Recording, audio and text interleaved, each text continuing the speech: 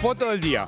Bueno, la foto del día tiene que ver un poco con una efeméride muy, pero muy importante que se conmemora en la jornada de hoy, 22 de marzo, Día Mundial del Agua, uno de los elementos vitales, esenciales en el planeta como derecho humano garantizado a nivel mundial, pero sin duda también una cuestión sobre la cual se sigue trabajando muchísimo en la concientización, en la necesidad de hacer llegar también este agua que es... Hoy, en algunos lugares del mundo, se compara casi como el valor del oro por la dificultad de acceder que tienen un montón de personas en el mundo. Bueno, tiene que ver generalmente la conmemoración de todos estos días, como decía Luciana, tiene que ver con esto, con tratar de generar conciencia, sobre todo en un momento donde nos da la sensación que de a poco vamos descuidando estos elementos y que son fundamentales para la vida diaria. Es por eso que vamos a tratar de, justamente, conmemorar el día tratando de generar conciencia. En la República Argentina, por ejemplo, tenemos una disponibilidad de agua increíble, de reservorios de agua dulce a nivel Latinoamérica que no tienen otros países. El tema también es que, por ejemplo, en la República Argentina más del 80% de la superficie de nuestro país no está cerca del agua. Está todo concentrado en una zona geográfica. Pero bueno, algunos datos que tienen que ver con este día tan especial que vamos a seguir profundizando, vamos a seguir ahondando porque hay un montón de actividades previstas también en este 22 de marzo que nos va a contar ahora el señor Mauro Castro en la ciudad de Rosario. Mauro, ¿cómo estás? ¿Qué tal, Luciana, Germán? Buen mediodía. Así es, una serie de charlas también que va a arrancar hoy a las 6 de la tarde en el Correo Argentino y la primer charla de concientización y realmente una cátedra que va a dar la profesora y ecóloga Irene Weiss, quien es bióloga, ecóloga y también ha trabajado mucho con la evaluación de los impactos ambientales y particularmente lo que sucede en el río Paraná. Y voy a arrancar a entrevistarla y a preguntarle acerca de este tercer año consecutivo de bajante y qué es y cómo impacta esto en el agua mundial y particularmente en lo que sucede con el ecosistema, en la fauna que hay dentro del río. Irene, buen mediodía, bienvenida al canal público de la provincia. Gracias, me agarraron justo recién llegando a Rosario. Nos ayudamos a bajar las valijas. Sí, es verdad, valijas, bueno, digamos. Sí, muchas gracias. No, fue un placer. ¿Me escuchan bien con esto? Perfecto. Bueno, es un placer, Germán, Luciana, buen día, buenos mediodías. Sí, la verdad que es muy preocupante. Como ustedes bien decían recién, el agua en la Argentina está bastante mal distribuida. Yo justamente dicto clase en una cátedra en la UBA que se llama Hidrología Continental. La primera clase que se le explica a los alumnos, son de la carrera de Geografía del área ambiental, es que el 85% de los recursos hídricos de la Argentina están en la Mesopotamia y la Pampa húmeda, y el otro 15% en todo el resto del país. Por eso es que hay tantos embalses y tanta necesidad de agua. Cuando el agua sobra en esta zona nuestra no es un problema, digamos, como insumo. El problema es cuando empieza a faltar con determinadas multicausas, que es lo que está pasando ahora, como vos bien dijiste, Mauro, por el tercer año consecutivo, y bueno, realmente es preocupante. Yo particularmente estoy muy angustiada porque yo trabajé en peces migradores durante mi tesis hace más de 40 años, en visualizar cómo migran el dorado, el sábalo, el surubí, el patí, el manguruyú. Tienen dos migraciones, aguas arriba, una para reproducirse y aguas abajo para alimentarse. Y ellos necesitan ingresar en las lagunas isleñas, o sea, está todo muy bien sincronizado a lo largo de millones de años de evolución con el río, para que los peces que se adaptaron a eso pudieran entrar y los juveniles quedar aislados. Cuando viene la bajante del río quedan aislados en el humedal, donde tienen alimento suficiente, están protegidos por camalotes, por las plantas palustres que son las totoras, las sagitarias, los juncos, y en una creciente siguiente, cuando ya están preparados como para enfrentar los peligros del gran río, la bajante los lleva al canal principal del río y ahí se van a alimentar a la boca del río de la Plata y vuelve a repetirse el ciclo. El problema es que estos 6 meses de bajante y 6 meses de creciente no se está pudiendo cumplir en un año, y este es el tercer año donde hay una bajante permanente. Entonces, los peces grandes, ya sea por querer migrar para reproducirse o por aguas arriba o querer migrar aguas abajo para alimentarse, no lo pueden hacer. El río está abajo, los pescan, los agarran muy fácilmente y el recurso se está perdiendo. O sea, la angustia que a mí me produce no poder seguir con un recurso que además ustedes piensen que lo que ustedes tienen acá es algo maravilloso porque son peces endémicos de América del Sur, los que me acabo de mencionar. Hay peces muy peculiares, como por ejemplo el pacú, que es un pez omnívoro, pero que tiene un gran porcentaje de su dieta herbívora, siendo un pariente directo de la piraña, que es muy carnívora, como todos sabemos. Entonces, la verdad es que son ejemplares únicos de América del Sur, tienen alguno que otro equivalente ecológico en otros continentes, pero son únicos y tienen un valor importante, no solamente comercial, sino cultural y desde la época de los pueblos originarios que les rendían culto. ¿De quién es la responsabilidad, si es que hay una responsabilidad directa? Mira, los grandes problemas ambientales son producto del desconocimiento, de la negligencia y de la no consulta a los ecólogos, que no somos ecologistas, porque no estamos a pos de un movimiento político. Los ecólogos somos científicos, nos formamos para esto y no se nos consulta, nos minimizan, nos llaman ambientalistas bobos, cosa que yo no soporto, no tolero, ni voy a permitir que me llamen más así. Porque en realidad esto nosotros lo vinimos previniendo ya desde hace bastantes décadas, cuando veíamos que el río se había vuelto errático.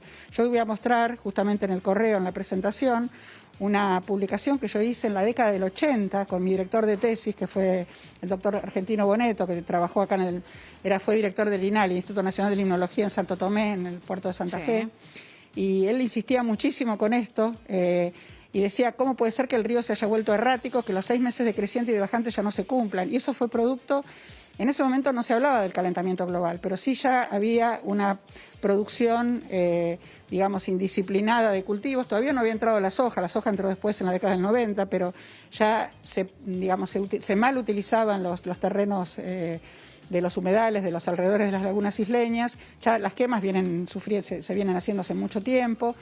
Y la verdad que hablar de responsabilidad, en realidad yo diría negligencia, de falta de compromiso, falta de interés, de consultar a quienes saben, o directamente de laissez-faire, ¿viste? Como se dice en política habitualmente. O sea, el tema es que el río ya se viene viendo errático desde la década del 80, por lo menos nosotros lo hemos visto desde esa década, y esto es producto.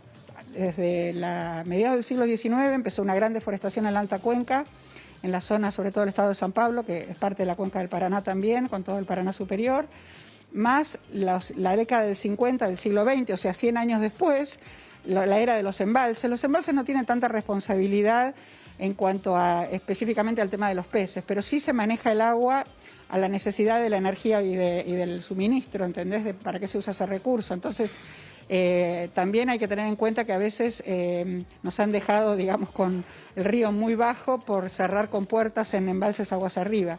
Pero, a ver, es una multicausa. Vos tenés el cambio climático por un lado, que en este momento se está viendo muy fuerte, más digamos, los cultivos, sobre todo los monocultivos forestales, que tienen lo que se llama una gran cantidad de agua virtual y dejan una huella hídrica muy grande. La soja, que digamos, la cría de ganado bovino, que también tiene... El agua virtual es lo que conlleva todo el proceso, digamos, que tiene un ciclo de un animal o de una planta hasta la siguiente generación. Pues si vos hablas del agua real, es muy fácil entender. Ves un tomate y una banana, decís cuál tiene más agua real, el tomate. Irene. Pero cuando hablas del agua virtual, tenés que pensar en todo el proceso. Sí, te escucho, te estoy escuchando. Súper interesante lo que nos estás contando con respecto a este día.